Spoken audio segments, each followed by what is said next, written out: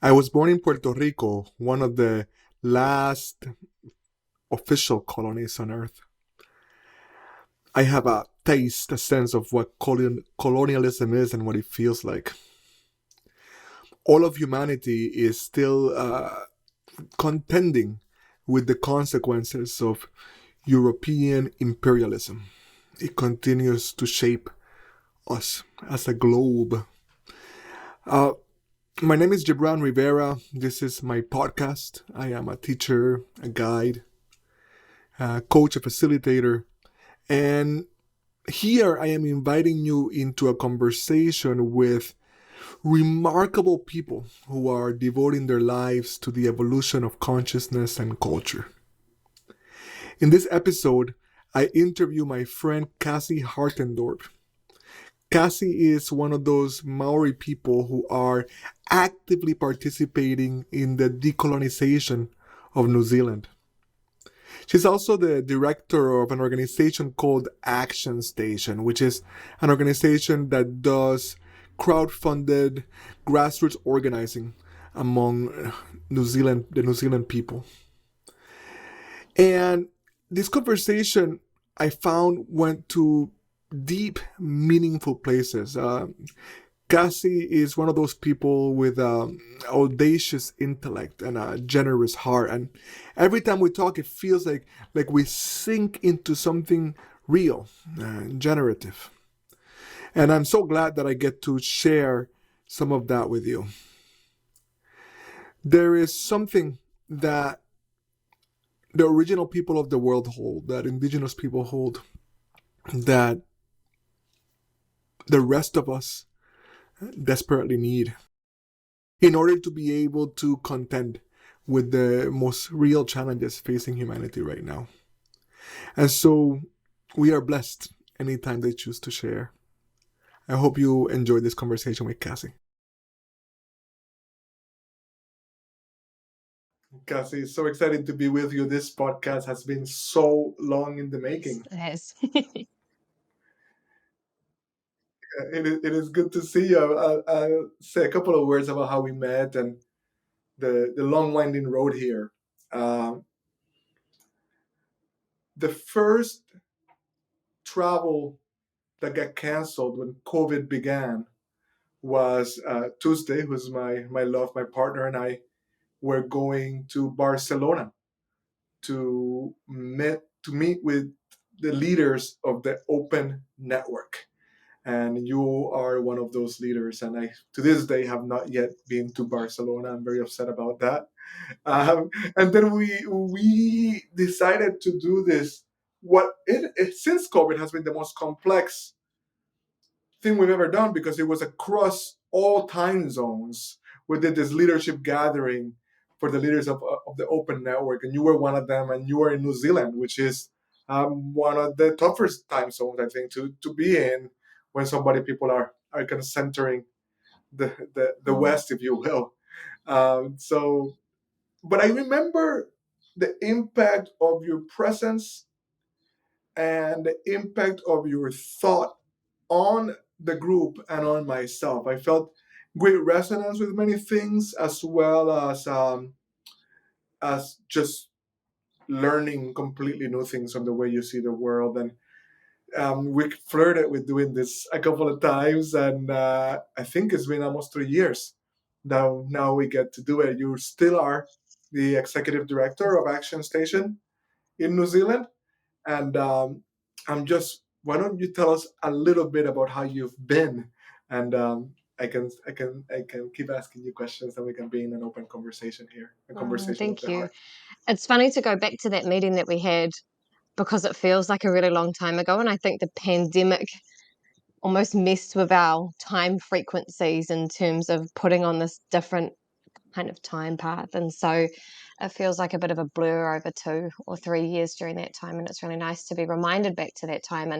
And I just want to say as well that you and Tuesday just did the most phenomenal job of facilitating us in a really difficult cross-cultural, cross-organizational, cross-national conversation. And I remember being quite blown away and thinking, there's facilitators who are on this other level, like just this completely different level. So my memories of that meeting are really positive because of what you both brought to that. So thank you. How am I? How are things? So I'm currently 32 weeks pregnant with my first child. Wow. And we are about to go into an election year next year at work. And so I'm currently gearing up to get my team ready to be able to start off next year without me, which feels like a little bit of a anticlimax because I think next year's election in our country is going to be a really fierce kind of battle between the right and the left, and it feels a bit gutting that I won't be around to be there for the fight in the first instance, but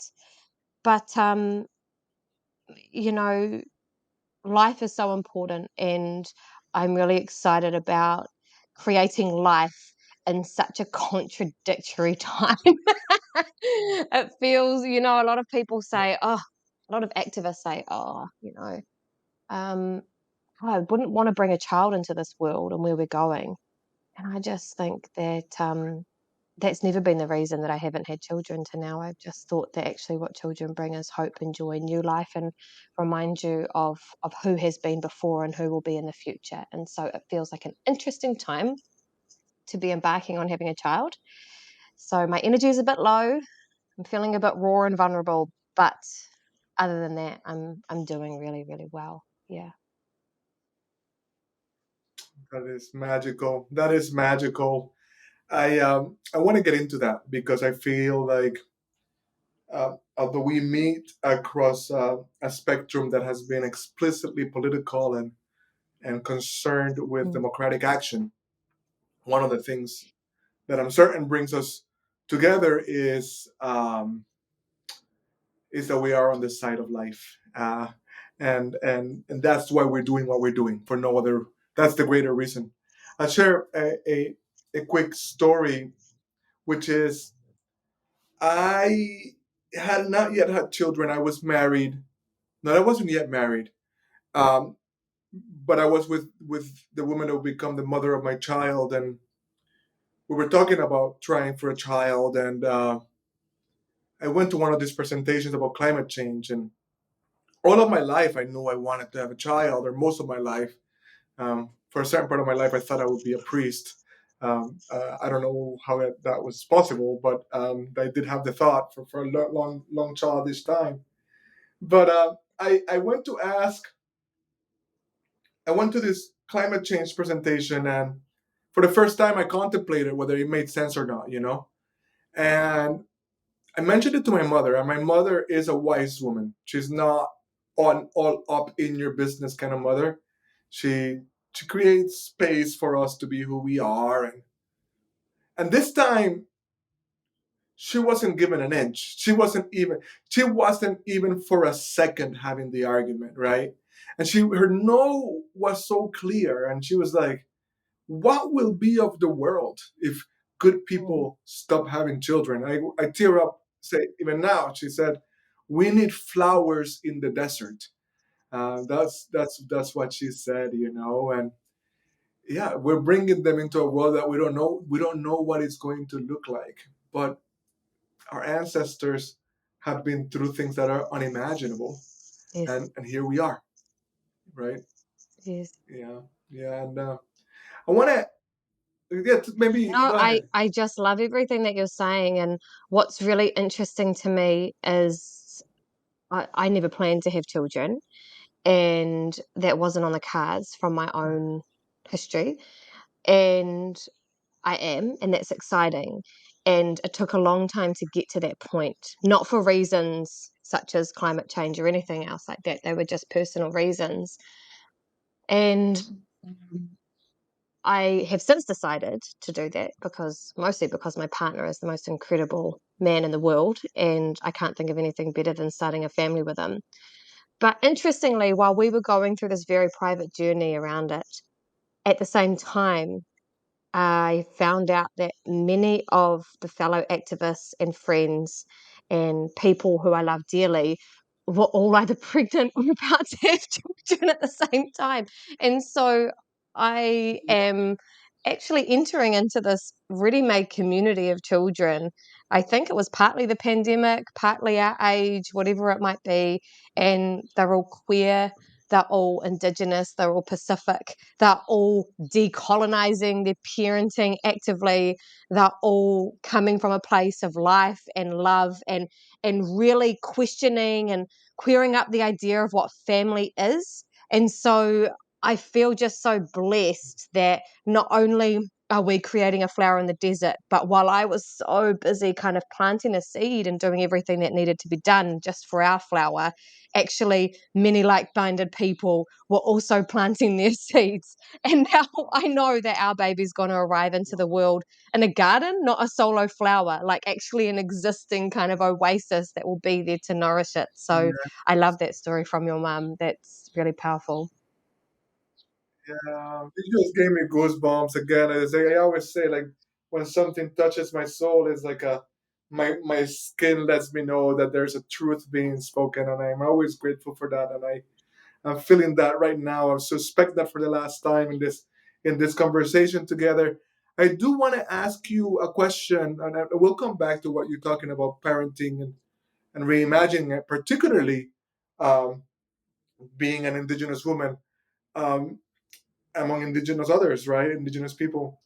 But the question I ask at the beginning of the podcast is what is a belief that you have held to be true, perhaps something you've even identified fully with, that you have either let go of or at least hold more lightly?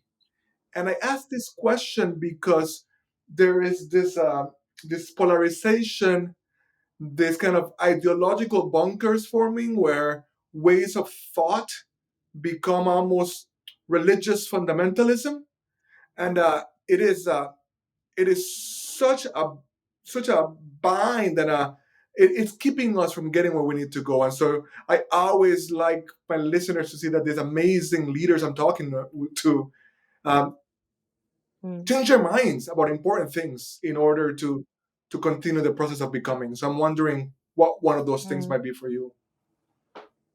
I really had to scan back because I feel like part of my journey of being an activist is realizing that I cannot just always push the world to transform without considering what transformation needs to happen within my own inner world.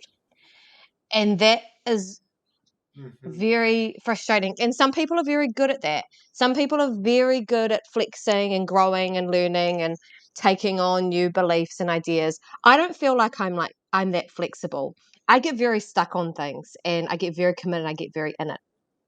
However, it is a challenge to myself that we are always in motion. We are always in dialectic. We are always in relationship with our inner world and our outer world. So we can't just go on being the exact same person no matter what's happening in the outer world and expecting to change it. So it was a hard question because I think I'm constantly trying to undergo transformation within myself. And I almost had this kind of collection of identities and beliefs over the years that have at times defined me or not defined me or whatnot. And kind of it was a bit of a journey to dive back into the archives and see what was there. But one that came through for me that I thought was quite clear and easy to understand is that when I was young, I considered myself an atheist from the age that I was about 11 years old. And the reason for that, partly, Hmm. was a few reasons, but partly was because of my experience of Christianity was one that was very patriarchal, very paternalistic, Yes. very entrenched in a particular kind of power structure. And I noticed that this is common for everyone. And I conflated spirituality or religiousness or any of those kinds of feelings with with that particular kind of religion. And I deemed myself an atheist from the age I was about 11. And I really stuck to that for quite some time. I don't identify as an atheist at all anymore. That has been completely shed. And the reason for that is actually because of my journey around indigenization or decolonization that forced me to confront what a belief I'd held about myself. Yeah. That's beautiful. That's beautiful. Well, what people don't. It's like I stumbled a bit when you said that because we started saying before recording we started with an invocation and we prayed together and I said my prayer and then you spoke yours and it was this beautiful incantation that seemed to that just kind of I felt its sphere within me. I could feel the transmission. When these things don't transmit unless we hold them in our heart, they're just words unless they are in our bodies too. So I can tell that you're in a very different place, and that's really wonderful. Yeah, yeah. I'm surprised, and that's the miracle of it all. That's the miracle of it all. I think, and to me, and maybe forgive me, some of this is projection, but I just again over those days together, we were exploring some big questions, and I just noticed this way in which you have a well developed ideological frame, right, and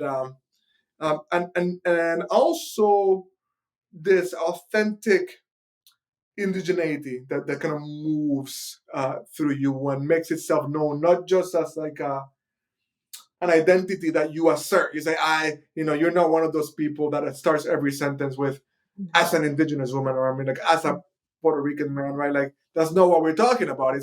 It's more like a way of being, and the combination of those things, uh, I think, can be striking, right? The fact that you are gearing up for an election and a leadership transition, which is never easy, at a major election, right, in a kind of Western style democracy, while also holding uh, decolonization as a principle. These are things that are not No. simple to make meaning of, right? It's so easy to just oversimplify one or the other, and I'm just wondering, what can you share about that journey? Probably the contents of a PhD, if I'm honest, and an unfinished one at that. I, yes, it's making me think of, okay, so first of all, on indigeneity, actually, where do I even begin? I'm like, where do I even begin? My first thought, because I'm going back to that meeting that we had, I haven't done lots of work on an Yeah. international level. My commitment has primarily been to my my people and the place that I come from, because I believe I know that place well. And I come from a country where a lot of our people travel overseas because there's brighter and better opportunities there for work, for life, whatever it might be. And so, very early on in my life, I decided I'm committed to being right here and doing the work here. So, being in international spaces is very new to me. And I actually have felt a lot of trepidation going into international spaces because our country, New Zealand, or as we call Aotearoa, is treated as being this little tiny set of islands at the bottom of the world that maybe people know because Lord of the Rings was filmed here or something else. And we are very rarely treated as a site of strategic geopolitical importance. We are just these little islands at the bottom of the world. And so when I go into international spaces, I feel already really nervous about what I'm bringing into that space because I think I don't actually have what other people have, you know. I see people from other places as highly sophisticated and got all of this kind of worldly knowledge that feels unattainable when you live in islands at the bottom of the world. So going into these meetings is sometimes quite nerve-wracking for me. But when I got there, what I realized is that I kept defaulting very easily to indigenous ways of being. And not in this kind of intangible wee wah wah way. Like, I mean that our ancestors here in Aotearoa had, as my dear guide, Waireti Rostenberg, often talks about, she says that our ancestors had highly sophisticated processes and protocols that enabled us to live together. And I reverted back to those. I realized that actually, for example, we have had heaps of our rituals destroyed. I'm really big on ritual. I'm still learning about it, but I'm big on it because what I've worked out is that rituals enable us as humans, as social beings, to be able to do what we need to do, essentially. And colonization in our country attacked many of our rituals, or attacked the social fabric of our society, right? It attacked many of our rituals. And the late and dear Moana Jackson often talked about how some of those rituals that have retained is what we call our pōwhiri, which is a meeting protocol. It's how we meet each other. And our tangihanga, or a funeral protocol, how we farewell the dead. So we used to have rituals for everything, but most of those have been lost or forgotten. Not all, and some people still keep them alive, there's no doubt.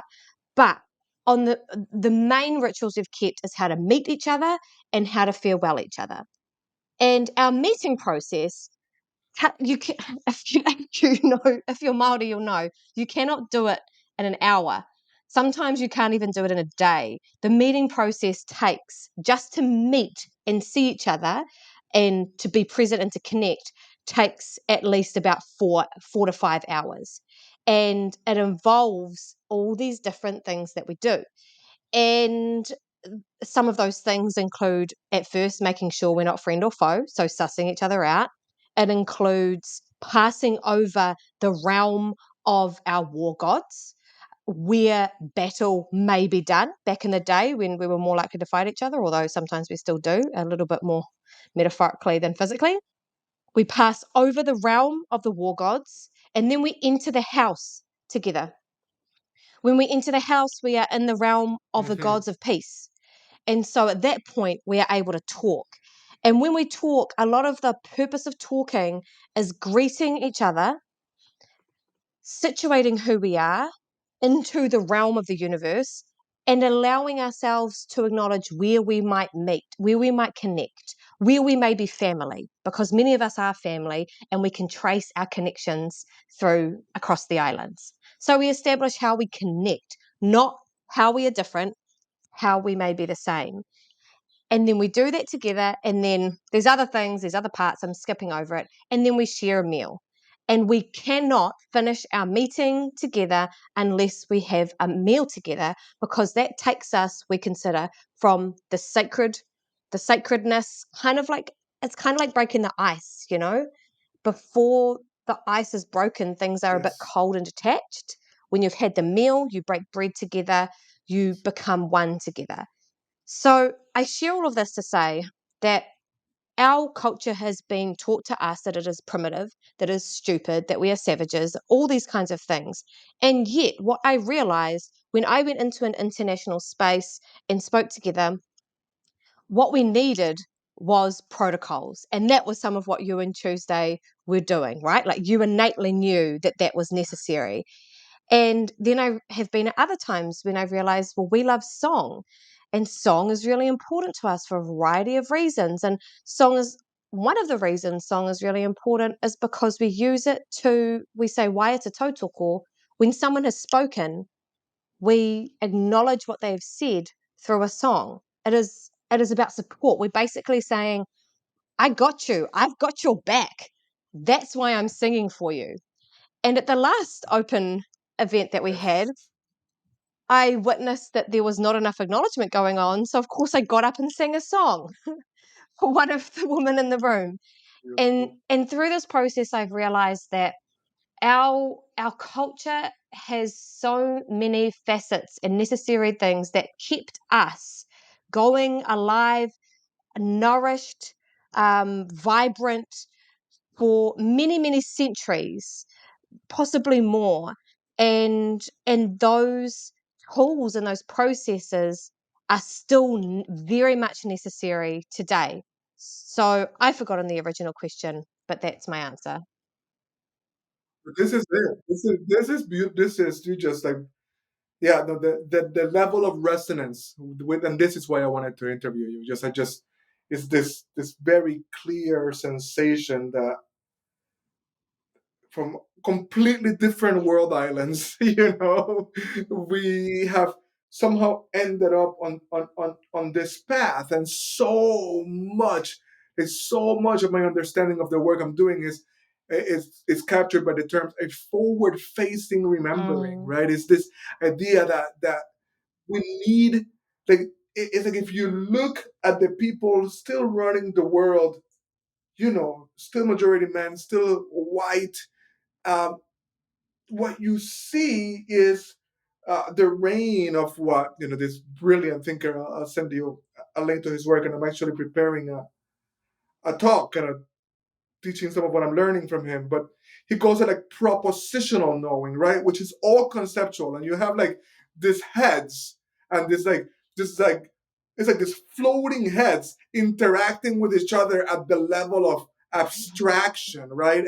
And what ritual does is gets us into the embodied enactment, right? It brings us back to our animal bodies and our earthbound self at a time when the earth is what we've forgotten, and we're gonna forgotten our place. And so, and you are absolutely right. The holders of these ways are indigenous people. They just are. It's just an unquestionable thing. I do some healing work, and I host ceremony, and I have an altar, and I have many objects on that altar from different spiritualities that have impacted me. And one of the objects is a ram horn. And when people come, I say, this is here to honor white European shamanism, because it was taken out of all of us. We all come from a people that remember that everything is Mm. connected to everything else. That the river has a spirit, and so does the mountain. That when a bird flies above, it means something. That when you talk to a tree and you pause long enough to listen, you will hear it talk back. And this is true for them, right? Like the Romans, somebody kicked it out of the Romans, and then they went and kicked it out of everybody else, and then they went and kicked it out of everybody else, and it's just like, wow. And how do we remember? And I'm so grateful for the way you articulated that. I'm aware that one of the key ways in which that ritual was specially targeted because because of its potency, right? And it was Mm. heresy, right? By it was considered like ungodly when it was actually the most godly of things. Um, I want to ask you. You mentioned a guide, which somebody that seems to me I infer teaching you some of your ways. Can you tell me about that relationship and who this person is?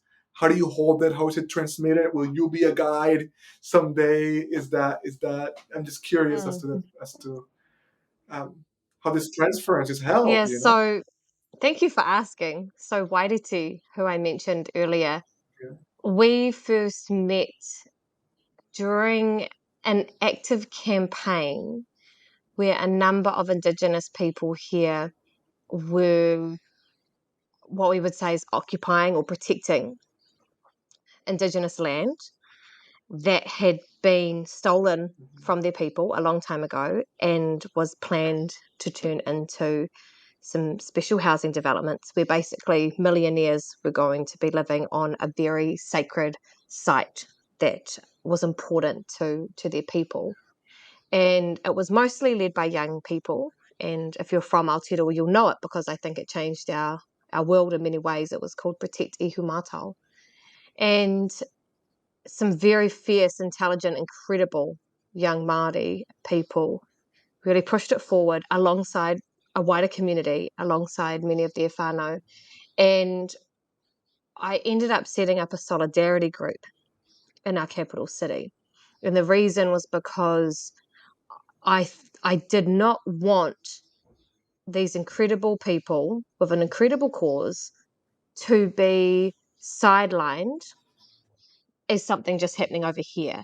So the purpose was to take their battle to our capital city so that the decision makers knew that people around the country cared about this issue and were prepared to support these people basically on principle. And so I organized a series of meetings alongside some other incredible peace activists. And Waireti walked in at one point and started joining in the conversation. And most of us were young people. This group was a real mix, but it was mostly Pākehā and New Zealand Europeans, but also heaps of young people from different backgrounds who weren't Māori, all yearning to be in solidarity with Māori. They just knew that's what they wanted to do.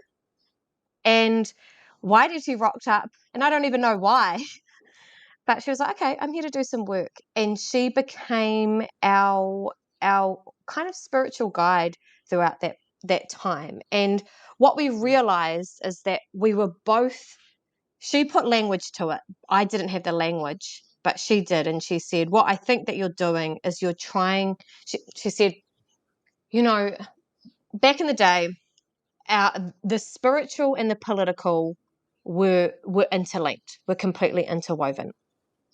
And that has come apart over the years. And she says, I think what you're trying to do is recouple the spiritual and the political together in practical ways. And she said, and that's actually what I'm writing about and working on. So I'd love to be in conversation together and learn from each other because I think we're doing the same kind of thing. And I was like, okay, because I didn't have words for it. I was just feeling my way around trying to work things out.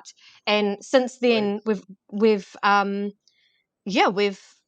we meet, we talk, we share, we learn from each other.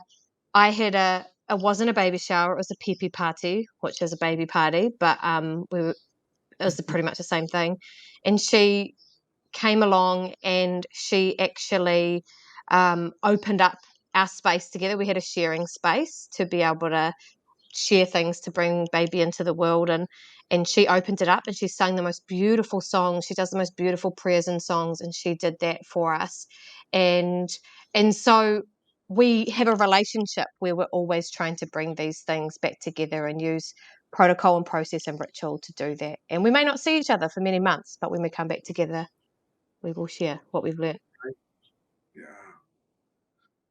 What a blessing. No, it's so important to have that transmission, and often hard to find it. Thank you for the gift of your attention. If there's something here that resonates for you, something that feels true and good, think about a friend that you could share it with. We curate for each other, and that's the only way the good stuff spreads. I wanted to ask you, you mentioned as you prepare for motherhood, right, and in the context of indigeneity and decolonization, you also use terms like queering parenting, right? And so as somebody from a traditional culture, I wouldn't say indigenous, but rooted in an older time, my parents, my grandparents, great grandparents, just a different time, they were still shaped by colonization, and so there's always this tension between like this movement forward, uh, this opening up. Some of it is just a remembering of lost parts of us, and some of it is actually new. I think sometimes we overstate. Yes. Uh, all indigenous people that had no gender, like things like that. Is like, well, I'm not sure that's the way to move the argument forward. But how do you work with that, with this fidelity, right, to your culture, and this understanding of what you want, like you said, like the queering of parenting. That is a very potent statement. There's a very potent intention. I would love to hear more about that. Yes, I'm very lucky that within our country we have a very active LGBTIQ indigenous community that has been around for some decades now and prompted by just incredible queer or lesbian or gay LGBTIQ. We say takatapui here.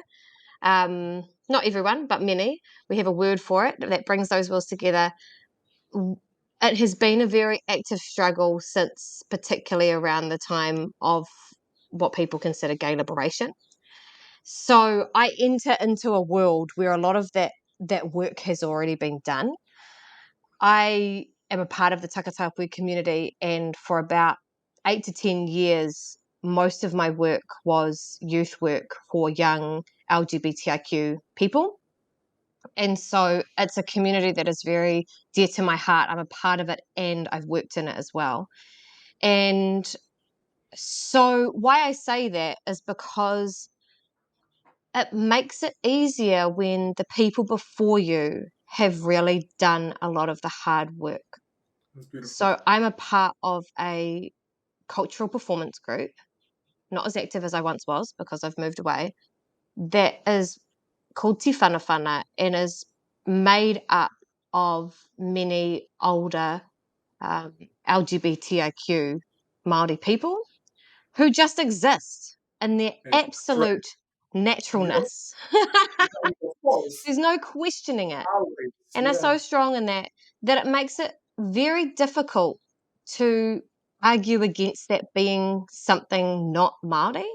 It certainly there are certainly mostly people from the Christian fundamentalist religious kind of area who are Māori who have said that being queer or trans is a European concept that was important here. There's a few people who say that, but for the most part, no, it's not even talked about because there's been so much work done in this area to bring these things back together. And I, like you, I feel very similar. You know, I spent a lot of my time. I went back to an Indigenous learning institution, and one of the reasons I went back was because an older whakawahine or trans woman, for lack of a better word, said to me, I'm pretty sure there are manuscripts that talk about trans women as having distinct roles pre-colonization.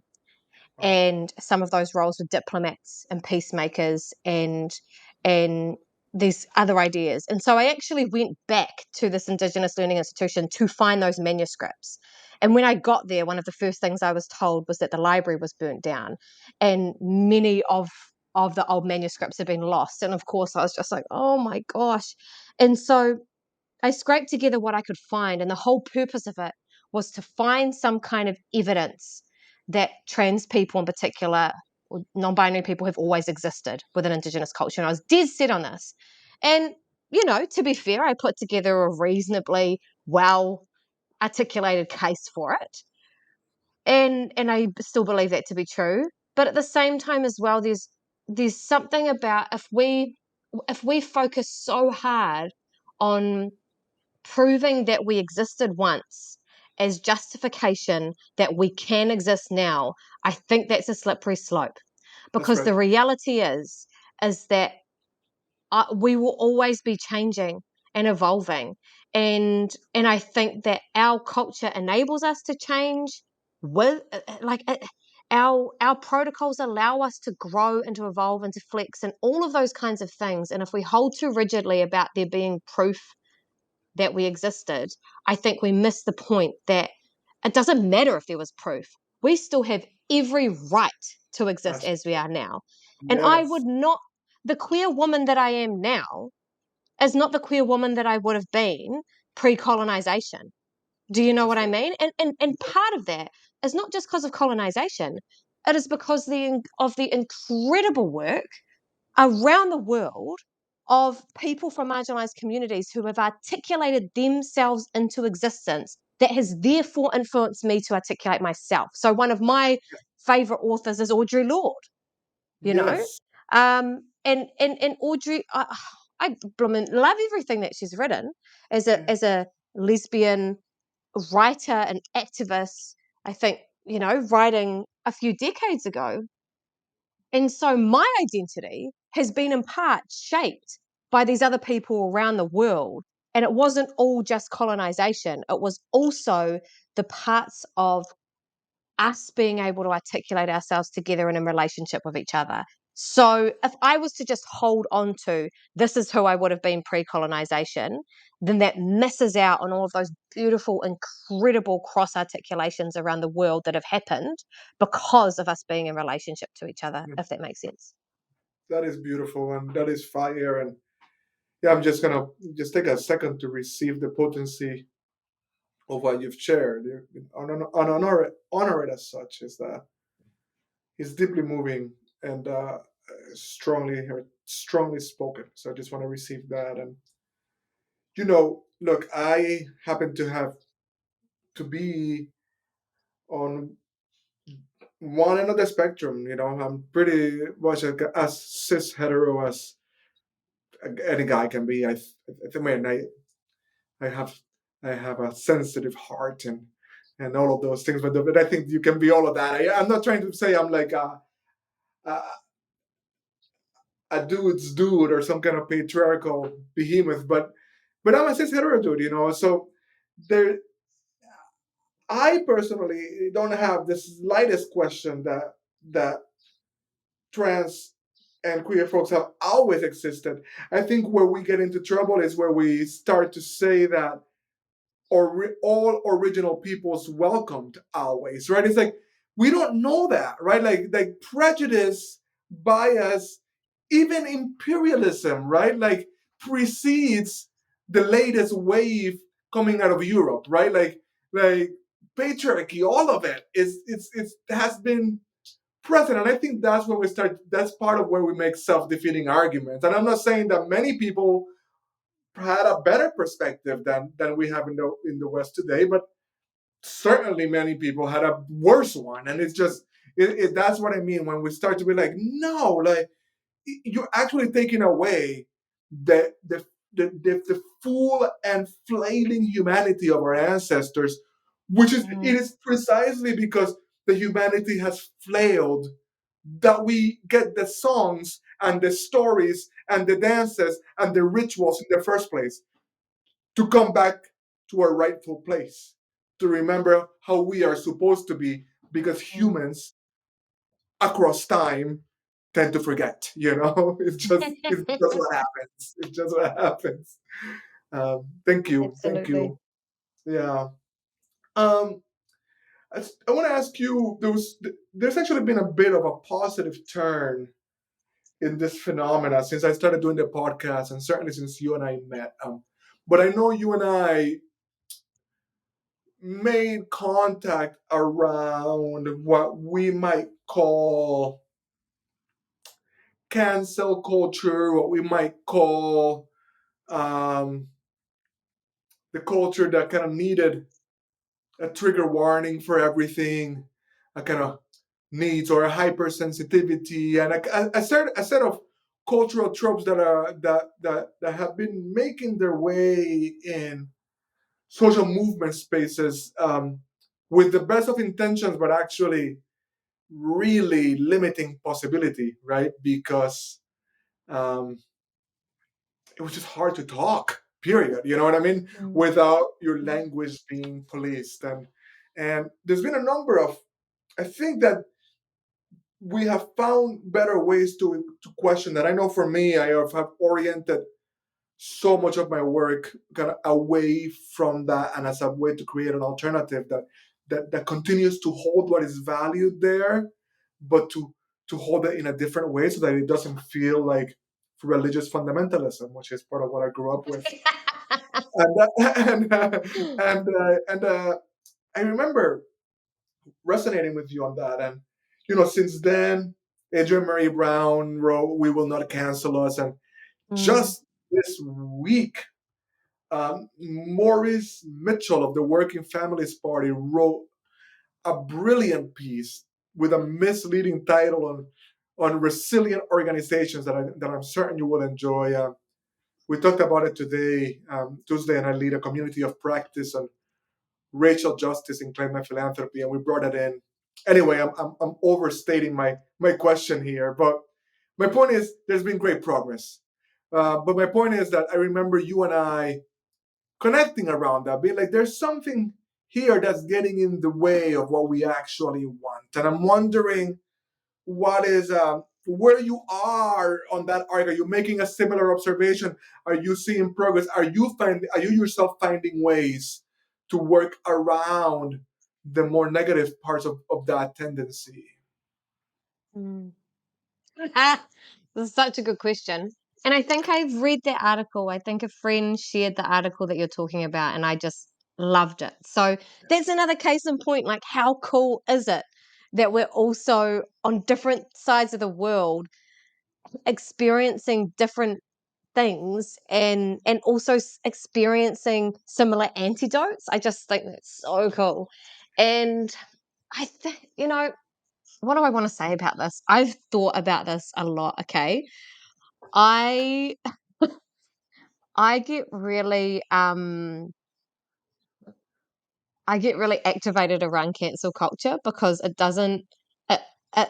kind of conflicts with some of my deeply held beliefs about people. And so what it means is I've had to interrogate and question my own Right. perspectives on it because I'm like, okay, am I just projecting some of my shit right here, or is this like a useful contribution?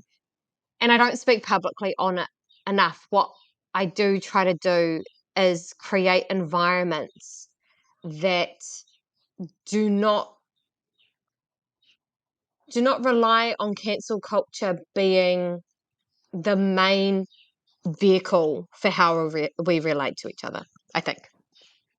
Now, there's a couple of, and I just want to say as well, like, this is part about this cross migration, cross articulation, because there was a time when I was like, oh, I really appreciate all of the incredible feminists and authors and writers and activists that have come out of Turtle Island or North America that are articulating oppression in really precise, clear, sharp, cutting ways.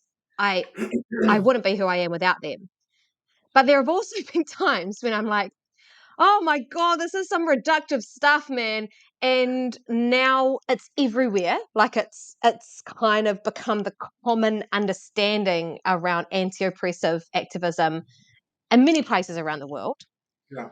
And having to kind of unpick that a little bit because I can tell now when people, because we're going through such a re-indigenizing process in Aotearoa, it becomes easier to see where ideas come from somewhere else versus where they come from here.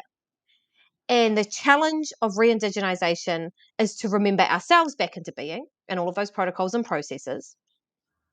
And yet, a lot of those ideas that are coming from overseas around oppression are not untrue. They are all true.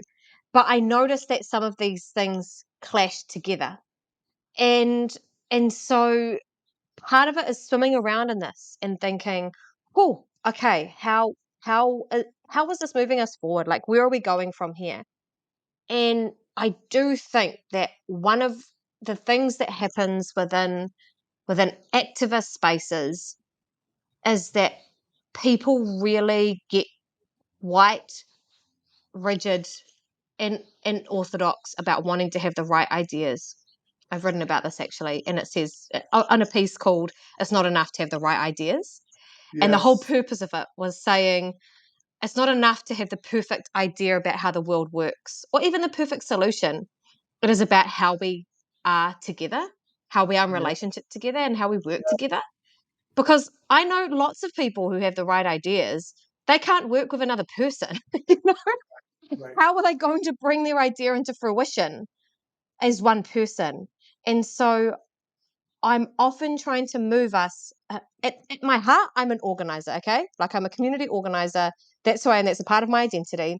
And I'm often trying to work out, how do we organize together in communities and collectivity to build our power in order to be able to achieve a goal. And the role of the individual is huge. Our cultural revitalization strategy was in our iwi, in our area, was really prompted by an individual.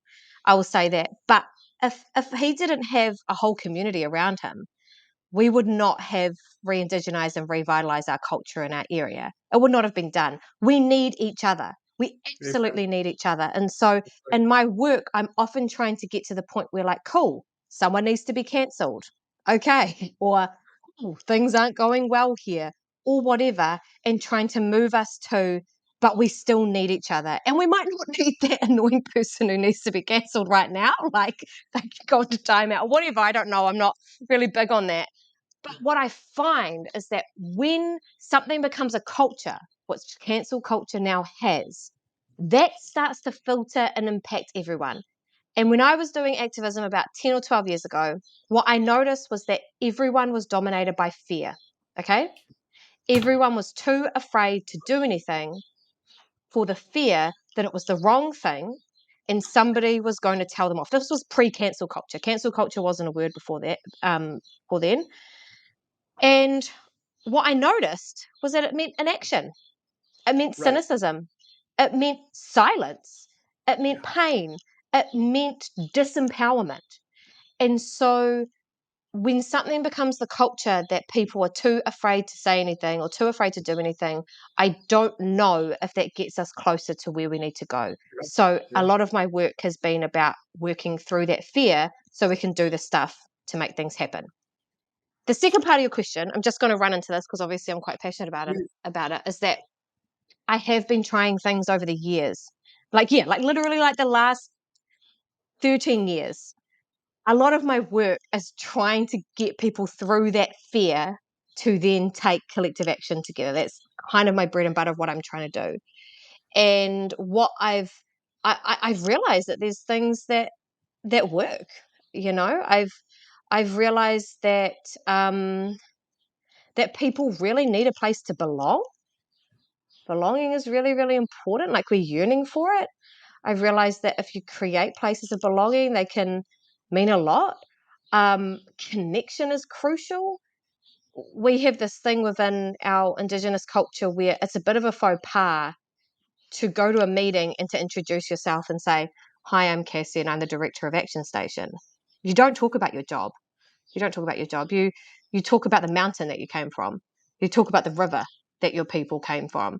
You talk about the land that is where you come from.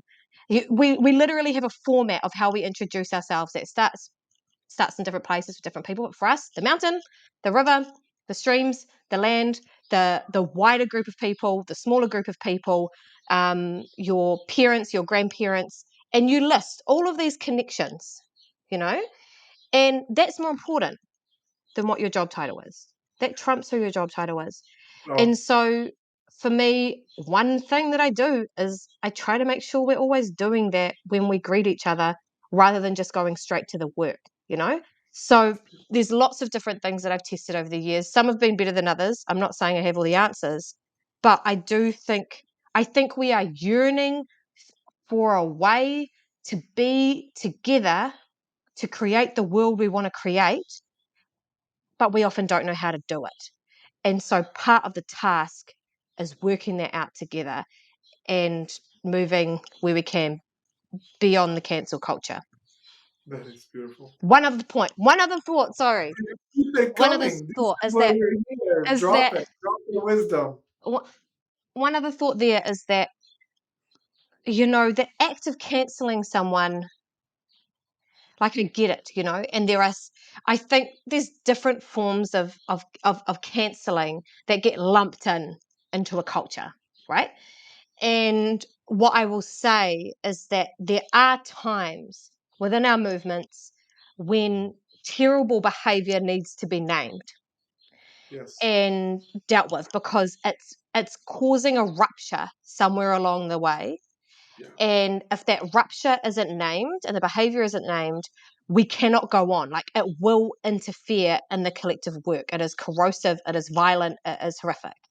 And there are times when the can of worms needs to come out. But I don't think we can confuse that for every single instance of someone saying the wrong word or doing the wrong thing. I think there's different forms of what needs to happen to realign us on our collective path forward. Yeah. That is so potent, and again, just pausing long enough to receive that, because everything that you're saying, but especially how we are, what we're doing is finding ways to relate to each other so that we can get through this together, and how counter these approaches. I would be remiss if I didn't mention Marianne Caba's work on transformative justice, which is so respected right now and it's getting so much attention. But what did I want to lift here that moved me so much about what you said? Well, I wanted to say, referring back to the religious fundamentalism of it, is like, people want to belong, people want to be together, people want to be in community. What is happening is when we are together based on, again, what I'm referring to, propositional knowing or abstracted thought or ideological frames exclusively, what we do is we build a togetherness that is quite frail, because it is held together by the threat of exile. And the threat of exile is a primal fear. Mm. And so Yeah. I was with my son recently, and he's 11, and he goes to a school that extorts many of these values, and it's a beautiful school. I love the school, all for it. And then their idea, you can feel how some ideas are unspeakable, and I was making room for me and him to have a conversation about thoughts that maybe were not havable in school. And my son is awesome. Like, he's just like a very strong, courageous young person. But he kind of asked me to bring my voice down, and we were in our house. There was nobody, right? And I just took the opportunity to be like, that's it. That's what we got to pay attention to together, not just you and me, but all of us. Like, what is the tendency when there is something that is supposed to be good, that claims righteousness, but pushes us to whisper what we're actually thinking? That is not anything that's gonna get us towards freedom. Of course, don't get me wrong. There are prayers that we say quietly and all of that, but like, there's not like that ideas that cannot be expressed because someone else might hear. That tells you a lot about a flaw in the cultural context, even if it's one that is predominantly good. You know. You know. Mm. Um, I don't know I if. I Go ahead. think just also thinking on that, I like what you're saying around whispers. I come from a political tradition. So I started off in socialist groups where the norm was you debate the shit out of everything. Like anything is on the table and you debate it and then you find the right political line and then that's what it is. And and which I understand, but I also think there's something about what I'm always challenging myself to do is have frank conversations about political strategy or political work. And if you're claiming to be someone who is an activist or doing the work, then I think that we need to be able to be willing to have critical conversations with each other, but also creative conversations with each other. So I come Yeah. back with my team quite a lot and I often run events and I will ask people to bring their creativity rather than their criticalness. And I, that seems highly controversial because, you need the criticalness. But what I think is sometimes we get out of whack and Yes. cancel culture encourages criticality. It rewards you for the better critique, the better clapback on Twitter in the shortest amount of words or whatever it might be. Um, and don't get me wrong, I also think that cancel culture is a valid expression of marginalized people with the tools they have and have access to be able to Mm. challenge oppression that is real and that they see. Okay. This is what I mean by there's many different elements of it. But our criticality cannot be the only aspect of our life force. The creative aspect is so necessary, and when one kind of culture takes over and overshadows the other, what I think we lose is that creative nature. And so in my team, I'm often encouraging people to be silly and goofy. I think activists take ourselves way too seriously. And then we get pushed into wanting to be the most right, earnest kind of person in the room. And it's dry. It's so dry. It's so Yeah, awkward. And I yeah, do it all the time. But I'm like, how do we be juicy around this? How do we acknowledge that a lot of our activists were joyful, incredible, creative, would say tutu like a you know, like troublemakers, like yeah, playing with things. And so I think that we need to keep those things in a bit of balance, because that's what keeps life force flowing. yes, That's what yes. reminds us of why we do it. And we have to keep both of those things there. Yeah. That's it. That's beautiful. Thank you. It's so aligned. It's so aligned with what I'm trying to live my way into, and bring others into. It's phenomenal. Um, uh, we're moving towards a close, but there's the question that's going to come out of left field, um, but I have to ask it. And this could be kind of urban myths. Maybe this is not true, but what we hear about a lot is um, billionaires, Silicon Valley billionaires, making bunkers in New Zealand, right, to survive the apocalypse, right? And just like the ludicrousness of it all, right? A friend of mine said, think about that. Like, you would rather spend your money making a bunker for the end of the world than redistributing it to others. Like, it's like and again, I'm not sure if this is factually true that New Zealand is indeed. I have heard it speak. I have heard it actually from some Silicon Valley guys that it's this idealized place where they're gonna survive. Are you aware of this mythos? And if so, like, what is your comment? I'm not aware of it, but it doesn't surprise me. And I think the reason it doesn't surprise me is because, yeah, I think our country has taken on this kind of like mythical kind of thought, that a mythical story that is appealing to white billionaires.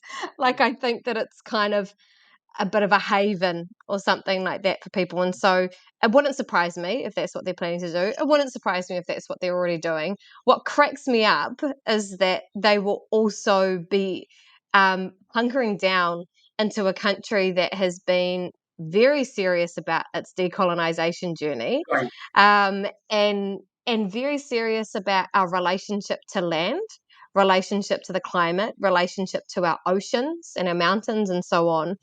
And so I'm curious about how that will go down, because I don't think it might be exactly the kind of um, you know kind of colonial haven that they might think it is. Right. Right. And I'm curious about how our indigenous people will respond to that Right. when they come with their what is it called? Doomsday prepping, because some of it can get Exactly. really it, it can get really individualistic, right? And Yeah. so they're going to enter into, I think, an environment that might be a little bit different to what they expect. So I'm Right. very Right. curious how Right. that will go down. Dig when they start to dig your land. Let's see how your people are Well, gonna yeah, take it. Yeah. Right. exactly. Yeah. Well, we'll move towards a close out. I always like to ask, and I'll give you an opportunity to say anything else that has gone unsaid that is in your heart, anything about your work, or anything like that. And but if you don't mind, before that, I always like to invite the person, if they consent, to do a little time traveling with me, right? And so I Mm. like to invite the person to just like leap 20 years into the future, and be yourself, and maybe there's enough time for a generation to come into being, and you've succeeded in some things and failed in others, and ideally someone like you will have earned wisdom along the way. Just gonna visualize yourself, but rather than describe yourself, then I'll let you keep that mystery to your own imagination. The question is, what would she say to you now? What would your older, wiser self offer you as advice and offer us as advice? Hmm.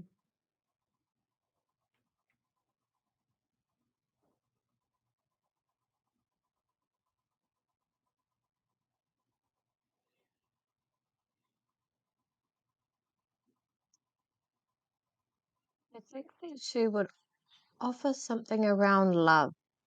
Mm-hmm. I don't know what it is, but I feel like that has been definitely a core lesson in my life about to hold on to the love no matter what. And I have a feeling that the next 20 years are going to be eventful, Mm-hmm. and they're going to, I mean, you talked about it earlier with the doomsday prepping bunker stuff. I think that we're going to enter into a time of either perceived or real scarcity or fear or threat as people actually start to accept climate change. Right. And I think that collectively and psychologically and spiritually, that's going to do a number on us because we're not very good at processing things at a collective level because we've gotten rid of most of our rituals. Mm-hmm. And so I think that we're going to enter into a time that we see some very polarizing things. And I think that's already happening in many countries, but our country is often a little bit more protected from it because we're a bit smaller. But I think that we will find that here. And I think part of the antidote to that polarization and panic and individualism and survival and scarcity will be love. And I think the older self will be calling on me, even in the times when I'm really annoyed at our fellow human beings, which Yeah. I am. There are many times when that happens. I think she will just be going back to what does love look like in this Yeah. setting. Yeah. Yeah. How to That's hold that. beautiful. I can see that. I can see that. I can see her in you already, and I can feel her in you already. It's beautiful and good. Is there anything that you want to leave us with that I didn't ask or that you just want to bring to our awareness?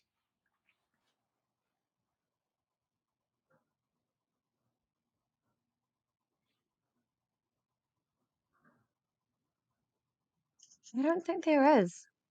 I think this conversation has been really full and went to some of the places I was hoping to go to, but I didn't know it. And yet you led us there. I don't think I have anything else to say. This has been great. Yeah, it's been a real gift. I definitely feel just the presence of spirit here, and us trying to follow something that is good. And I'm really moved the way you have asserted over and over again that your country is reclaiming its indigeneity in a very powerful and successful way, and that makes me so hopeful because that's exactly what is needed. And one of the things that is important to me and that I think is happening here between us, that's why I'm going to mention it as we say goodbye, is that sometimes we think about our ancestors, right, as people that knew things that we have forgotten. And that's certainly true. Um, but at the same time, it wasn't like there's never been a time, right, when everybody know exactly what to do perfectly, right? It was always people trying to remember what their grandfather told them or their grandmother told them, right? And like coming together and opening up to it. And in other times there might have been other people, and you seem to have more of a cultural holding for it. But it is this, right? This is the finding of our way. This is the process of remembering, and we're not the only ones that have had to, and it's good to know that too, and it's good to be doing it together. Yeah. Can I add something, Ben, that you've just Please. prompted? Yeah, bring us home. So about a year ago, I moved back to um, to be close to my ancestral land. One of the cool things about decolonization here is that you have this generation of younger people, probably millennials and a bit younger, who innately know that part of our decolonizing job is to reconnect with our family and our extended families and our land. And these are things are interwoven. And it's just beautiful. It's incredible because to me that is partly the antidote. Yes. And it's the antidote around the climate because when we know our land, when we know our oceans, when we know our rivers, our mountains, our streams, we know what's going on with them and the health of them and how we might collectively respond. So it's just such a cool part of our decolonization journey. And I'm blessed to be one of those people who has moved back to be close to their ancestral land. And what I've really, there's actually not a day that doesn't go by when I don't feel so deeply grateful for the people who came before me, who in 1975 created a cultural revitalization strategy called Whakatupuranga Rua Mano, Generation 2000, that said, we are on Wow. the verge of cultural extinction. Almost nobody under 30 speaks our native language. We will struggle into the future to live as Maori and be Maori. And yet they got together and they put together a 25-year plan. I love it. The Virgo in me just loves this planning business. And I know that at that time it must have been really hard. It must have been really fearful. It must have felt like such a risk. This is 1975 when, the oppression towards Indigenous people was particularly strong. And yet they did it anyway. And now I get to live in the hub of our iwi. So I live in a place that is partly where this plan was focused. I live a 5-minute walk away from an Indigenous learning institution started by some of my family that now takes in thousands of Indigenous people every year to teach them about themselves and ourselves and each other, but also equipping us with what we need into the future. That's 5 minutes down the road. We have 4 kohanga reo, which are early childhood learning. They're called language nests. So they're cultural language immersion childcare centres. 4 of them within walking distance to me. When I go into the little township, there are people speaking our native language naturally everywhere. I just said last night to my partner, when I walk into the local supermarket, every single time without fail, I will see at least one person who is Maori who has Indigenous facial tattoos, which have Wow. been brought back over the past few years, especially. And so I've seen and experienced and I live the fruits of what the people before me thought. And they were not perfect people. None of our Yeah, ancestors or elders are perfect people. that's right. But they were brave. They were courageous. They still stepped up. They were willing to work together for a shared cause, despite everything, with no money, with nothing. And they still made all of this happen.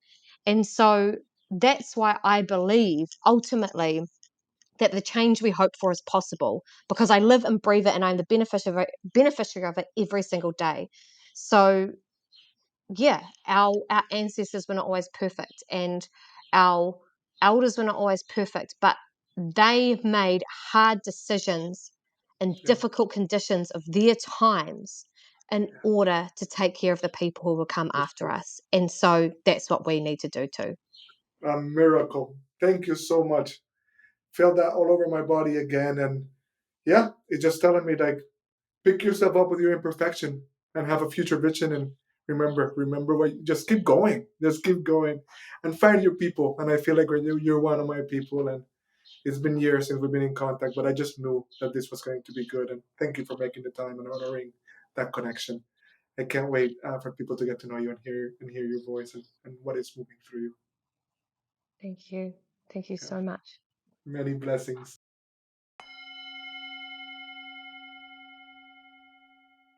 Signal versus noise. There's so much competing for our attention. And I am so glad that you stayed with us through the end of the podcast. It should mean that you're finding something meaningful here. Hopefully, something worth sharing. And so I'm asking again that you think of somebody who would be touched by this conversation, who wants to be a part of it some way. It is a decentralized conversation. It is a way in which we're changing ourselves by leaning in towards each other in places like this and in the exchange of these ideas. So, who's a person or two that will be specially moved by what you've heard here today? Send them a text, an email. Let them know we're here. We're not trying to reach everybody, but we want to reach the right people. We want to keep having this decentralized conversation. We want to keep working on getting right to the edge of the evolution of consciousness and culture to see what we find here together. Thank you again for being a part of this. Liking the podcast helps. Subscribing is definitely a good thing. Feedback is always welcomed. Stay in touch.